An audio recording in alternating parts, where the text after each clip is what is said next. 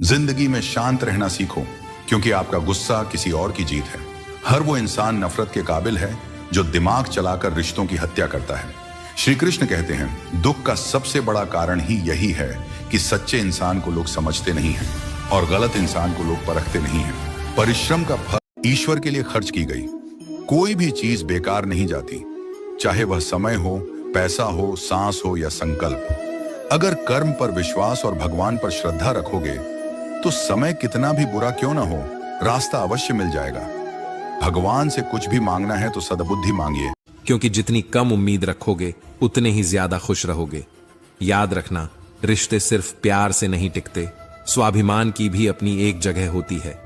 अगर किसी के स्वाभिमान पर बार बार चोट पहुंचाई जाए तो रिश्ता कितना भी प्यारा क्यों ना हो, आखिर में टूट ही जाता है। गीता में कहा गया है, कुछ मिलने पर अहंकार मत करना, क्योंकि देने वाला और छीनने वाला एक ही है।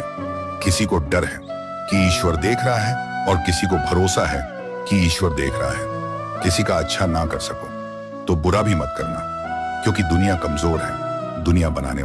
कभी घमंड ना करें, क्योंकि सुबह होने तक फूलों को भी नहीं पता होता है कि मंदिर जाना है या अर्थी पर। नंबर 2, जिंदगी की किताब में सबसे अच्छा पल बचपन का होता है। नंबर 3, इंसान ही इंसान का रास्ता काटता है, बिल्लियां तो यूं ही बदनाम है।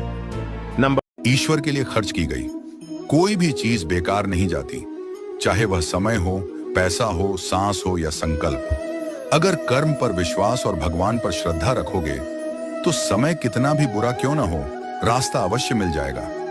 भगवान से कुछ भी मांगना है तो सद्बुद्धि मांगिए। गीता में कहा गया है, कुछ मिलने पर अहंकार मत करना, क्योंकि देने वाला और छीनने वाला एक ही है।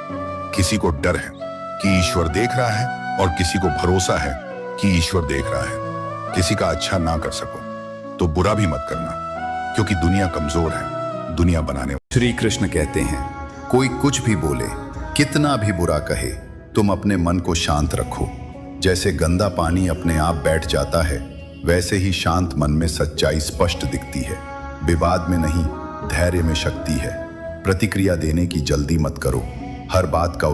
श्री कृष्ण कहते हैं, अभिमान नहीं होना चाहिए कि मुझे किसी की जरूरत नहीं पड़ेगी, और ये वहम भी नहीं होना चाहिए कि सबको मेरी जरूरत पड़ेगी। किसी भी रिश्तों को कितनी भी खूबसूरती से बांधा जाए, अगर नजरों में इज्जत और बोलने में लिहाज ना हो तो वह टूट ही जाता है।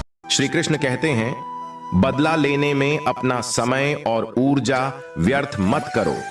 जो तुम्हें चोट पहुंचाते हैं उनके कर्म ही उनकी सजा बन जाते हैं। न्याय का काम तुम समय पर छोड़ दो।